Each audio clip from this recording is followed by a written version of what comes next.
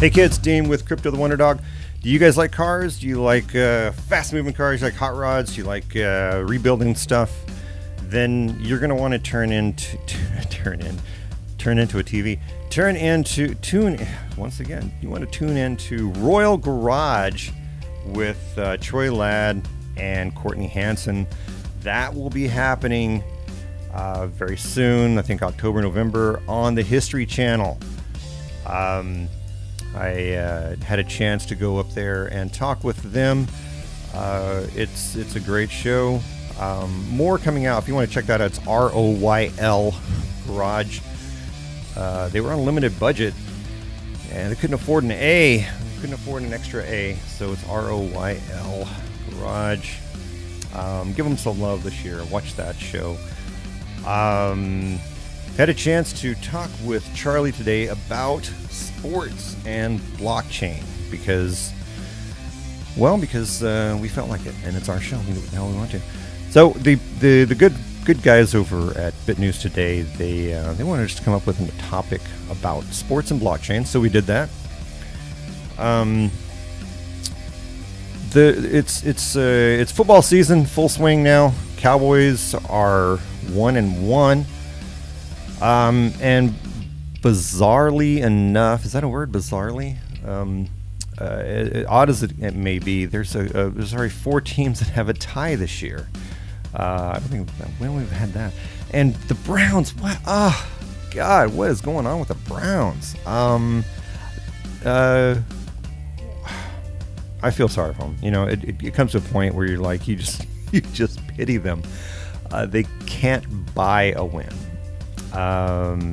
They've been given a tie this year that they should have won. They actually should have won that game. They also should have won their last game. They're playing very well this year. I think hopefully they're turning this thing around. They've lost somebody to a trade already to the Patriots that obviously need more players. That was sarcasm. I'm not a big fan of the Patriots, but I do like Tom Brady. I hate to admit it. I like him because he's 40 freaking 1 years old, and he's still out there throwing like a 20-year-old. So I admire him for his ability to keep playing at such a ripe old age. I remember playing flag football at 40, and I had after a game, it took me like 2 or 3 days to recover, and that was just flag football. So I can't imagine playing NFL, getting hit by 300-pound guys on a Sunday, and then trying to wake up Monday. I don't think that would happen. But we had a show today on sports and blockchain. What is going on with sports? Why are these guys being paid so much? Are they worth it? Absolutely not. No, there's no one on the planet, and I would feel horribly guilty if I was a NFL player getting $100,000 or $100 million over 4 or 5 years, like some of these guys are getting. It just mind-boggling. Where are they gonna spend that money? I mean, that can take care of the next 10 generations. That would take care of the next 100 generations for me and my family. My God. So, are they socking it away for future family members? I don't know. It's bizarre, but we can't afford to keep financing these cats. We can't afford to keep giving these cats money, and then trying to go to a game. I remember going to an Angels game a few years ago with my kids, and we would wait until the 3rd inning, and they would always have free tickets. You know, once you got in, they had free tickets, and they were nosebleed seats. But I would always take my kids in. We would sneak down to the bottom. But I mean, even that, it was still after food and a souvenir or two. That it was still $100 game. Hot dogs $12, Coke $7. It was just family of four can't go to a game. They can if you're just mega wealthy, but it just can't keep going this way. And colleges are feeling it the worst. I think colleges are there's a lot of teams, a lot of organizations that are going down. What's the answer? Well, the main reason I'm here is the blockchain and cryptocurrencies and tokenizing. Can this be the angel on the horse that comes down and saves sports? I don't know. Let's find out.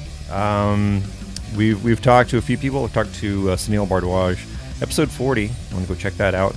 He talks in depth about that. He's primarily working with the European sports market, global talent, and anything that I do with Eamon Donlan, former ESPN guy.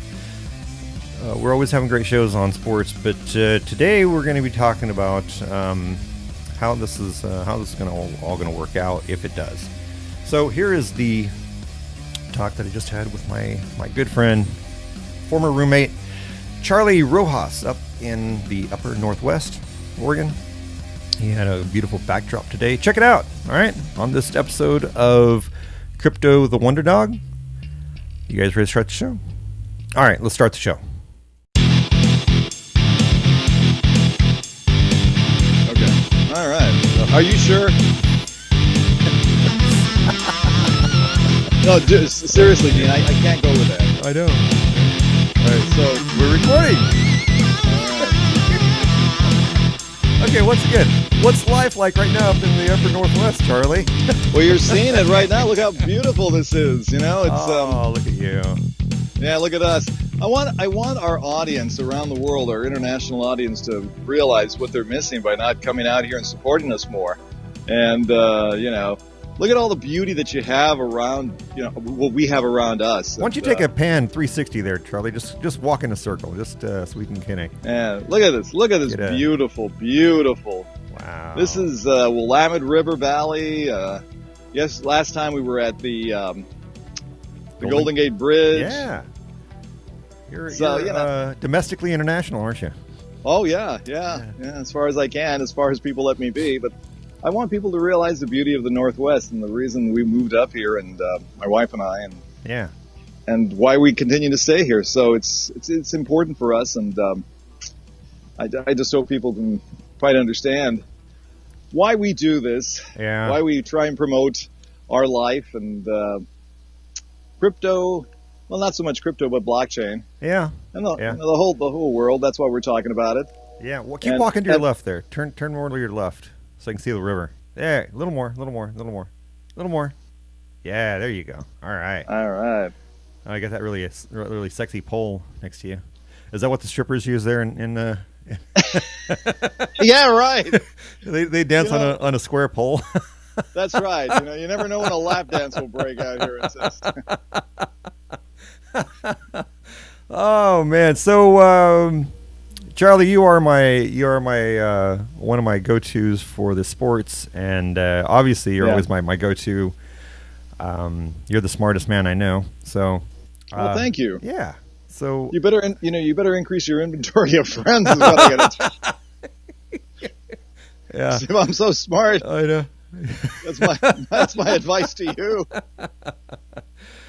You're always on the move, and So what? I know we wanted to talk a little bit about sports because we had Eamon on a bunch of times, and he's been kind of out of pocket and actually working for a living as opposed to what we do, and so I'd like to talk to you about some of the pitfalls of sports. Well, you and I, you brought up something very interesting a couple of days or little while back, where you were talking about the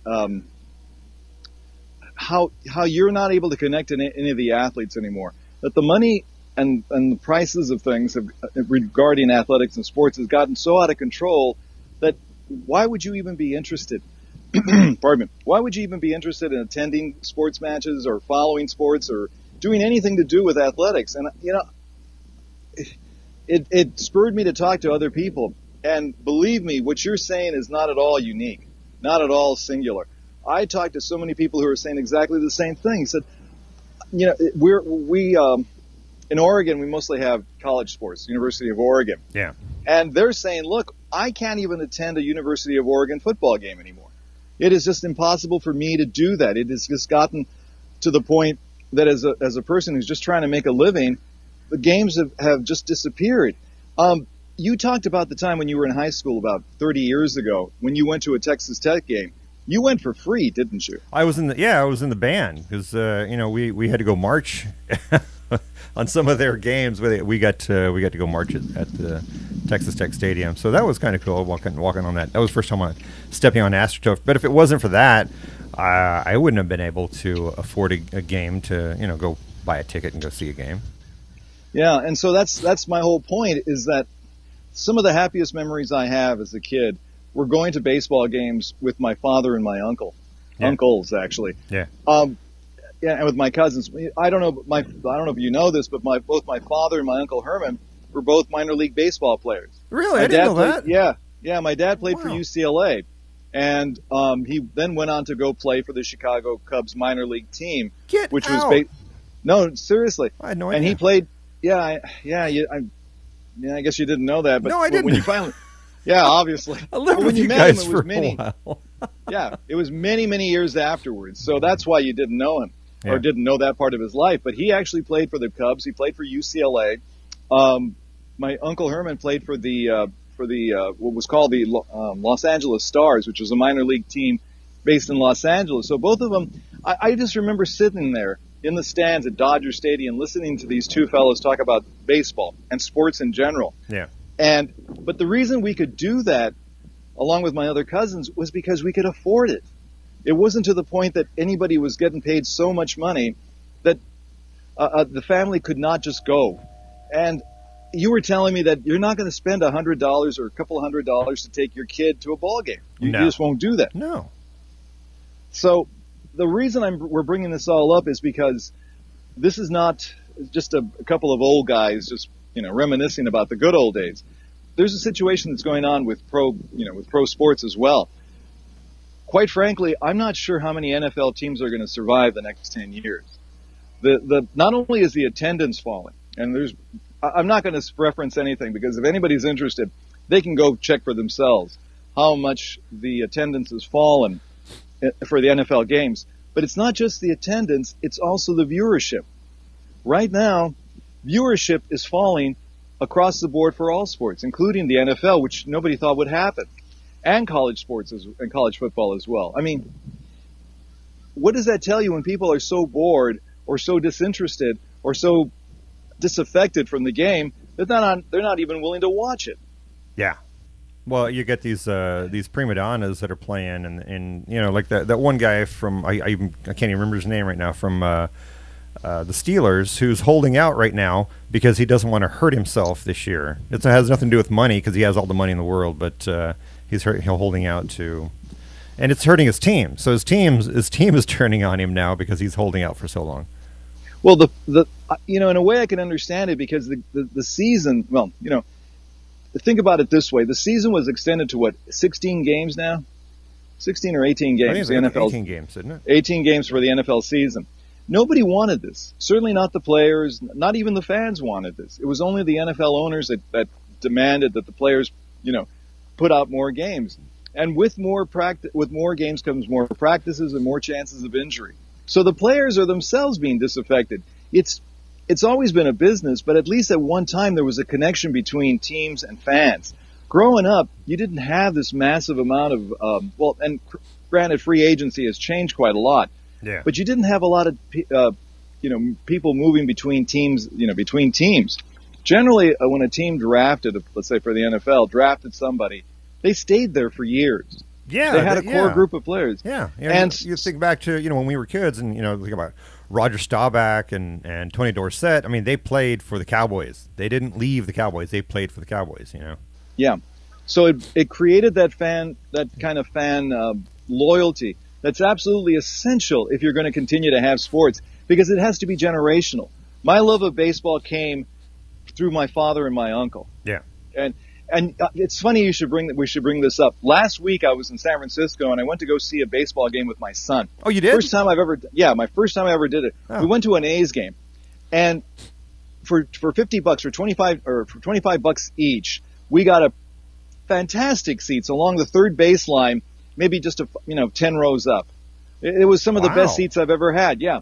And given what the prices are today, for $50, that was great. Now, yeah.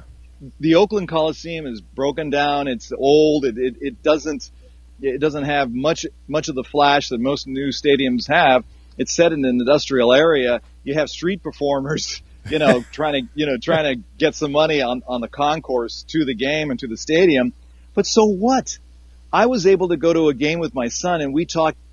And it turns out my son is a complete baseball junkie and nerd and geek. I mean, the guy can talk about baseball and the metrics of baseball for hours. I was astonished at how much this young man knew, because he loves the game so much, and he was teaching his old man something about the game. Well, that can only happen if you have a love of the game and you can attend a game. It's, actually go to an event. Yeah. And we could do that because the Oakland A's don't charge that much for their games. Not given not if you compare it to the Angels or the Dodgers or the Yankees. So my point is that the current business management, the way the business models are for sports, for the athletic, for the pro teams and college teams as well, it's disaffecting people. It's getting people not to be interested in the games, and building any loyalty. Now, folks, if you want any reference to this, there are two fellas that Dean just talked about him. Sunil Bhargava, who is the founder and chairman of a company called Global Talent. And we interviewed him along with his friend, Eamon Donlan, with episode 40 of Crypto the WonderDog. And if you have any interest in what we're talking about, I suggest you go to that episode and watch it. Because what he's talking about is how the blockchain is going to be capable of changing what I'm talking about. With the blockchain, you're capable as a fan to be able to actually support not only teams but players themselves through their development. It allows you to do that. There's still. I'm sorry. I actually just had that thing up, and now I'm trying to find it. Oh, wow. Yeah, episode 40. So episode 40. I just had it open. I don't know how it just fell off the planet. Ghost in the machine, baby. Yeah. Dang it. Okay, go ahead. So, that's the thing we've talked about time and time again. And he was saying, look, there's a method that might allow fans to become connected to their teams and to players. Then the blockchain may be the methodology to do that. I'm not going to repeat everything he said because he said it so much more eloquently than I could say it. But he pointed out just exactly what we're saying, that it's becoming to a point that sports and the old business models that sports have used are coming to an end. Yeah. And the same thing, how many times have we done? We just did a story, I guess about a month and a half ago. And I don't have the reference with me right now, but we were talking about college athletic departments in ruins. Yes. Yes. And wasn't it University of Oklahoma, right? The biggest one? Yes. Yeah. The biggest one. They're basically bankrupt. Well, and we also talked about Washington State, the athletic department being something projected to be $83 million in deficit by in the next 4 or 5 years. Wow. Just the athletic department alone. Well, how are you going to fill this? How in the world? Let's forget blockchain for a moment. The way the methods that the teams have been funding and creating resources no longer work. Oklahoma and Washington State are not unique. You can go to just about any college athletic department. You can go to any NFL team, NBA team. They're running deficits. They're not making money. They're not having the viewership that they had 10 years ago. So where else, unless you go directly to the fans and say, "Are you willing to fund us?" And I don't mean just through your ticket sales. Are you willing to be invested in this team, in our sport, in our players, to the point that you're willing to give some money? And blockchain may be the one method and the one mechanism that allows that kind of peer-to-peer financing to occur. And that's great because if you pick it's almost like a fantasy sports. You pick the best player, and you're investing in that player, you could earn a return, right? Yep, exactly. So you have an incentive to be involved with your players and your teams. And quite frankly, like we said before, and we said this off air, we don't know how these athletic departments and pro franchises are going to survive in the next 10 years. How are the smaller Division I teams, how are the smaller market pro franchises going to survive? Yeah. I mean, if viewership is falling as it is already and attendance is just down considerably, well, you're going to have to look for something else. And I think the blockchain may be something that may be the most efficacious way of doing it. Now, I'm not saying that it is. I'm not claiming that it might be. It's still in its infancy. It still has to prove itself. But in theory, there's something there. You know, the peer-to-peer ledger creation methods that blockchain have been able to at least, present to the public may be something that we have to look more carefully and more diligently. Because frankly, Dean, I'm not sure what else is going to be out there.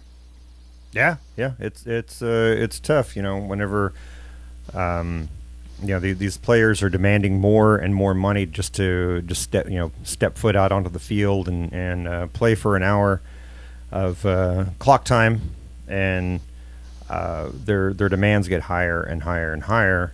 And then channels too. I mean, the channels, they're not. It's not free for them to broadcast that game. They have to pay to get that game to you, and well, they have to pay the broadcasting rights.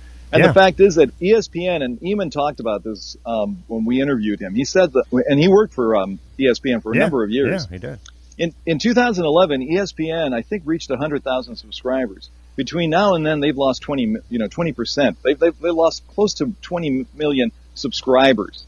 Simply because, for one thing, and we talked about this as well. Oh, yeah. I'm sorry. You said 100,000 subscribers. No, I'm sorry. 100 million. 100 million I subscribers. apologize. Okay, 100 million Yeah, 100 subscribers. million subscribers. Thank you for Yeah. picking that up. Yeah. Sorry. Yeah, and so since then they've precipitously been, they've lost a number of, the fall from that level has fallen precipitously, and part of it is people just aren't going to pay for the broadcasting of, because as we said, the golden era of of sports during the year is in the fall, because you have the baseball, you have the playoffs and the World Series. Football is in full swing, and you're beginning to get to the point where you're going to figure out who's going to the playoffs as well, to the championships, and basketball is beginning. So you have the three major sports that are being broadcast, and so that kind of makes sense to pay a subscriber's fee to broadcast that. But during the summer, you don't get that. Yeah. And you talked about how you were watching a toss-across championship on ESPN. Talk about that. Here you are. You're paying a subscription, an ever-increasing price for cable subscription. Yeah. Sit there. You know what I just saw? And, there was a TV show or a movie on a while back called Dodgeball, and I literally just saw a dodgeball championship on ESPN. I am not lying. I just saw that. During football season. Yeah, because there's just, the whole idea. Oh my God! Well, Charlie, I mean, they have multiple channels. It's not like they just have ESPN. I mean, there's, I have Hulu TV now because I don't have cable anymore. I have Hulu, and I just subscribe to their TV service, and I think I have probably 10 sports channels. Exactly. Yeah. It's a saturated market. What it really comes down to is that the news cycle for sports, as it stands right now, is not just 24/7. It's 24/7, 365. Yeah. It never goes off, whether it's ESPN or any other thing, any other video provider or content provider. And it's all these sports guys that or these ex-NFL players with some Yahoo that thinks he's a sports expert, that they have their own show now. So it's always so-and-so and so-and-so. And there's probably every morning I'm looking on ESPN, flipping through, and I see probably, probably 10 different shows at least with two yahoos talking sports every morning. Yeah. There's too much of this. It's the same thing over and over again. I keep hearing the same thing. This is why I don't listen to sports anymore. I pretty much have given up on it. But the other day, I was listening to ESPN. Oh, I guess I can't say the other day, but I was listening to Dan Patrick. He's not on ESPN. He's on Fox Sports now. And for the millionth time, they were talking about LeBron James. And how is he? I mean, this guy, we have talked about him to death. I don't care anymore. And you know how I can tell more and more people don't care? You know what he was advertising? He was advertising, he was doing a reader for you know how they have these conferences where they have all these speakers, you pay like $500, whatever it is, and you listen to, some beat down, some whatever it may be, government NFL player, some celebrity come in and talk about something to pep you up or to give you some sort of some inspirational messages. Yeah. That's what he's advertised. The thing is, if for our listeners, if you want to know how bad things are, listen to what they're advertising. If they're advertising stuff like, Joe's hot dog stand, that they're in trouble. Because if they can't fill that broadcast, because they only have a certain amount of time, minutes to go for advertising. And if they're filling it with these kinds of low-end, low-budget advertisers that can't pay a whole lot of money, they're in trouble. They can't get the big advertisers anymore because the audiences aren't there. Or if the audiences are there, they're not the ones that those advertisers want because they just don't have the money. Yeah. So, that's my whole point that I'm trying to raise now is that the sports model, the old business model that sports have relied upon is failing. And if you're the fan and if you really care about your team or your school or whatever it may be, you're going to have to try and figure out a different way of doing things. And maybe the only way that I can think of doing is pretty much blockchain. Yeah.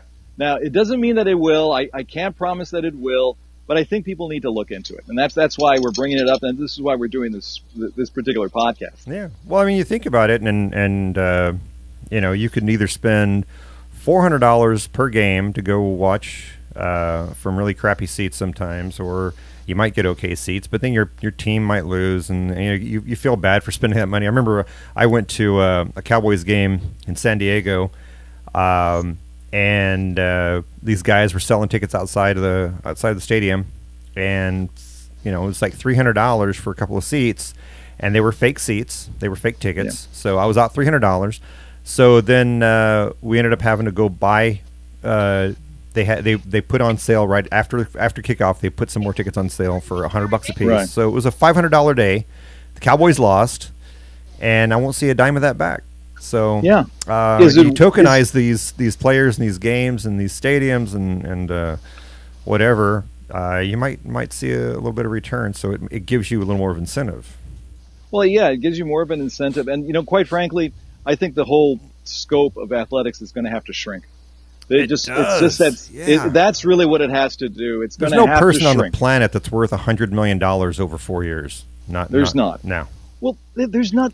I'm not going to pay thousands of dollars to get season tickets to go see a college football game. I know somebody that just paid $50,000 to be in the lottery for the season tickets at. In Vegas for the Raiders, the Oakland Raiders. Yeah, the Vegas Raiders now. So it's Raiders. Oh my God, I 50,000, please. Now think about an average family. Think about you and me. Do you honestly think that's their entire year's budget? I mean, that's their entire year income, $50,000, and that's a good income for a lot of people in the flyover states too. Precisely. So this is what I'm saying. The scope and the magnitude has gotten all completely out of proportion. Yeah.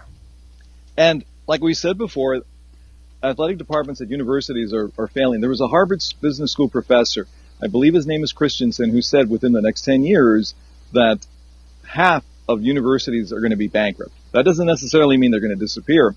It means effectively they're going to be bankrupt. So their capacity to put out an effective football or athletic program is going to be highly diminished, if not gone. So at this point, and I suggest again, people should listen to Sunil Bhardwaj, the interview we did with him on episode 40 of Crypto, to tell you how he's going effectively to try and change that. I mean, he's been ahead of this curve, or he's been ahead of this situation for quite some time. And he's pretty much working with European athletes. But he said there's no reason why this cannot be his plan or his methods or his thinking can't be implemented in the United States as well. So, quite frankly, I'm kind of happy. I got to say that even if I am saying it, we've been ahead of the curve as well. We've been talking about this situation now for several months. Yeah. And I think we've done a very, very good job of trying to alert the public, to trying to tell them about various situations that are going on out there, and how but blockchain may be a solution. I'm not saying that it is, but it may be at least something that we can look at. I think it's the biggest hope that we've seen in a long time that is going to change the economic landscape for so many industries if they can do it right. And every time there's a money making situation, there's always going to be criminals, and we've already seen that happen. We already see people trying to get other people's Bitcoin. We always see people trying to put up fake ICOs, just getting, but people just have to be really smart now. Just be very careful. It's like walking through the swamplands. Don't want to get bit by an alligator, and just keep your eyes open and pay attention. Well, as you've pointed out before, over half of ICOs fail. So, yes, they do. So we have to put out that disclaimer. There's considerable risk with something like this. Absolutely. And we've had a couple of interviews, or we had one interview with two fellows by the name of Phil Stokes and Dylan Sherry. I can't remember the episode. That was a great episode, and I would suggest everybody to go to it, because they basically point out that it takes years to really understand the blockchain and how it works. It's not an easy understanding. It'll take time. And you have to be patient, and you have to do a lot of research. But it's well worth doing it in any event, at least to understand how this stuff works, how this technology works. Yeah. So, hey, Dean, I really appreciate you having me on. Wait, this is our show, Charlie. This is our show. Yeah, that's true. Yeah, you don't have to. Yeah, it is our show. I know. Thank yourself, man. Yeah, give yourself a pat on the back. Give yourself a pat on the back. But again, it's always a pleasure talking to you. And we like to thank our buddies over at BitNews Today. This is it's not a sponsored show by BitNews Today, but it is a show that they are going to that we kind of create primarily for them and for their audience, to give a new perspective on some of the stories that they come up with. But we have more and more coming up that Charlie and I will be talking about here really soon. So what's the rest of your day looking like? Basically, I got to go to work and make the filthy lucre so I can pay off some bills. And keep the power going so I can keep talking to you. And again, folks, thanks for reminding me, Dean. BitNews Today is a great source of information on cryptocurrencies, but mostly on the blockchain and just the world in general. I suggest everybody going there and taking a gander. Yeah, and also like and subscribe if you're on YouTube right now. Like and subscribe to this show. Also, if you're on YouTube, or on iTunes or any other outlets that is just audio, please click over to YouTube, and it's pretty easy. Just search Crypto the WonderDog in YouTube, and then find our channel. Like and subscribe. That always helps us out. Immensely. Yes. So Charlie, thank you, and you have a great day up there in the upper northwest. All right. You too, buddy. Take care of yourself. All right, brother. Good talk. Bye.